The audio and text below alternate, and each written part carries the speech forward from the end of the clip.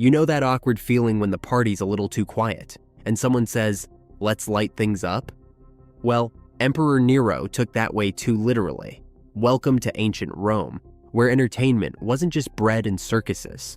Sometimes it was slaves set ablaze to illuminate the emperor's backyard soirees. Yeah, you heard that right. In a city known for philosophy, law, and architecture, there was also this.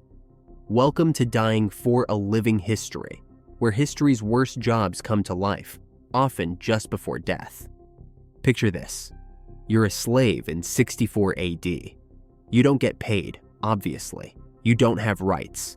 And if you're unlucky enough to be one of the Christians or prisoners condemned during Nero's reign, your final task isn't digging a trench or scrubbing marble floors. It's serving as a human lantern. Yep.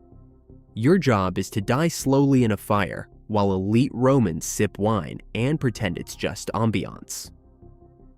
Welcome to Nero's garden parties. The accounts, most notably from the Roman historian Tacitus, paint a vivid and chilling picture. Victims tied to stakes, doused in oil or pitch, and set ablaze at nightfall. Their bodies burned not as punishment in the traditional sense, but as part of the entertainment experience. Nero, ever the showman, combined executions with his love for drama. This wasn't justice, it was stagecraft. And you were the spotlight. Now, before you think this was some isolated mad emperor thing, let's be clear. Public executions were normal in Rome. Crucifixion, common, beheadings, totally a Tuesday. But this was Nero upping the horror production budget. He took what was already barbaric and added a twisted flair, like some kind of ancient Stanley Kubrick with fewer ethics and more fire. And here's the thing, it worked. The audience stayed. They gasped, they clapped, some likely even laughed, because when you've been conditioned to see people as property, as less than human, watching them burn doesn't strike you as morally bankrupt. It just strikes you as Thursday night entertainment. Let's pause there. Ready for fact number 2? Good, because the next part's gonna make your skin crawl, literally. It turns out these human torches weren't even the worst job you could have in ancient Rome. Yeah. Let that sink in. Now imagine being the guy who had to prep the victims, the execution assistant, if you will. His job? Strip them down, tie them up, cover them in oil, but not too much. Don't want them burning too fast, you see. The goal was maximum light output. This was a human candle, not a bonfire. Think of it like a sick science experiment where the subject was conscious, the hypothesis was agony, and the control group was, well, there was no control group. And the worst part? The job probably paid, which means someone actually said, "Sure, I'll do that. Sounds better than digging ditches." Transition time. If you think lighting people on fire was a one-off party trick, wait till you hear about the soundtrack. Spoiler alert, it wasn't Spotify, it was screaming. Yes, screaming. But not just from the victims. The Roman crowds, they were loud, sometimes cheering, sometimes chanting, sometimes just drunk and shouting for more. It was chaos layered over cruelty, a nightmare in stereo. And if you're wondering, no, Nero didn't invent this twisted combo of violence and performance. He just refined it. Fact 3, coming in hot, literally.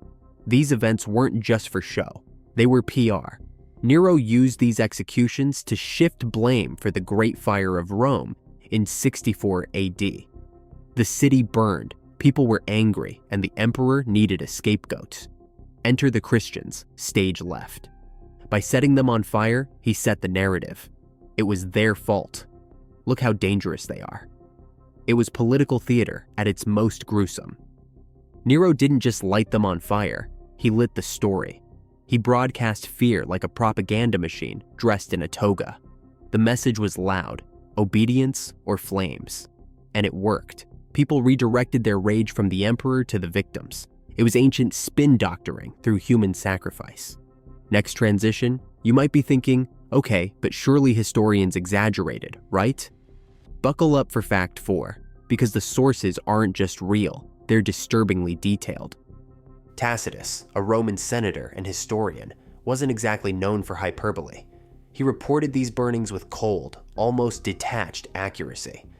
The way you describe a weather pattern or a recipe. That makes it worse, somehow. It wasn't sensational, it was systemic. And Tacitus wasn't alone. Other Roman writers hinted at these events, though some danced around the details. The fact that more than one source references this horror show suggests it wasn't a fringe rumor. It was public policy dressed as party planning. And remember, most of the audience didn't flinch.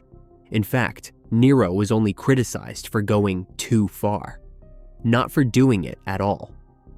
Let's also talk logistics. Imagine the planning involved, gathering the prisoners, preparing the materials, arranging the garden for maximum visibility.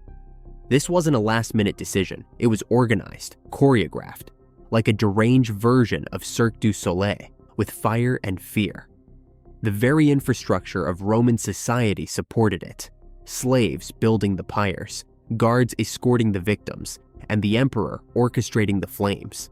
You ready for fact 5? Good, because this one dives into the psychology of it all. How could a society stomach this? How could anyone attend something like this and still go home and kiss their kids goodnight? Short answer, dehumanization. When a person isn't seen as a person, anything can be justified. Romans didn't see slaves or Christians as equals.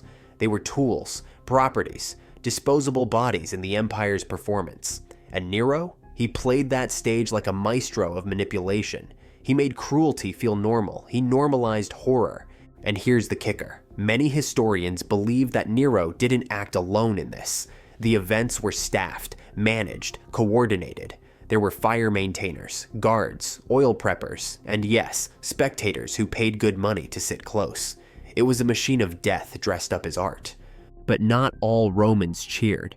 There were whispers, there were letters, there were a few brave voices who questioned the morality of it all, though not too loudly. Because asking questions in Nero's Rome, that could make you next week's entertainment. Final transition. You've made it this far, and you deserve to know the last truth.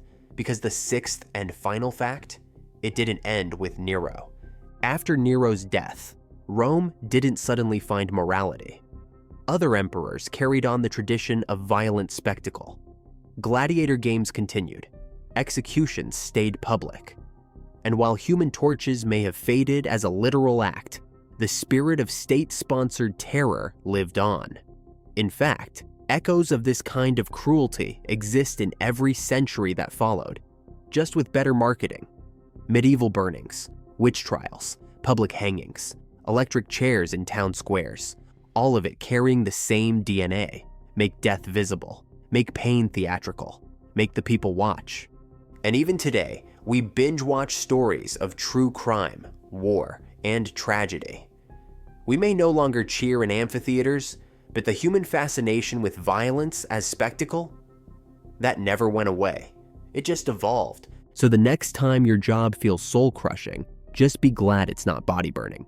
Subscribe if you want more horrifying history. And remember, some jobs are worse than death. This was one of them.